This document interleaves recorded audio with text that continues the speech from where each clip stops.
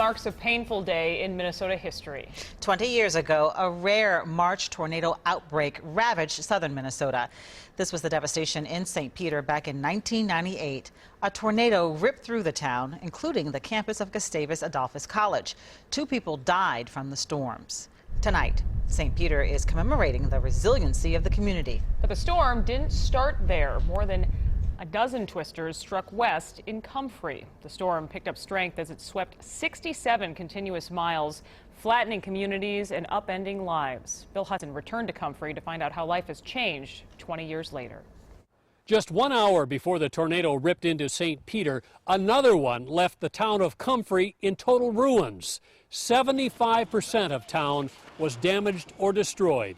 I just have to be thanking God every day. We all have our lives, and we're all going to turn out okay. Pummeled by debris and clinging to her front steps, Cyrilla Wall watched in horror as her house and 12-year-old daughter were blown away. And the wind just kept sucking her back in, and all of a sudden, she was gone. And as soon as it stopped, I ran to Marv and I said, Crystal went with the house. I don't know where she is. Crystal was found with just a cut, trapped under an evergreen. I'm just glad to be with my family. Our guardian angels were there with us. But her town of Comfrey was gone. Reminds you of where we are today and where we came from. A monument downtown honors the resiliency of residents. Linda Walleen was mayor then and recalls thinking she was the lone survivor. That was my initial feeling when I got to this street, because I saw nobody. There was nobody around.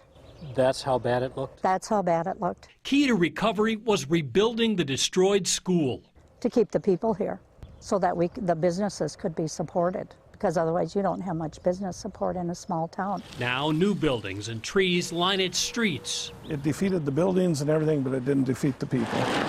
Police Chief Jim Meyer remembers feeling lost in his own town. I'd been around this town for 20 years, and all of a sudden, a little tiny town, you don't know where you're at because you lose all your landmarks.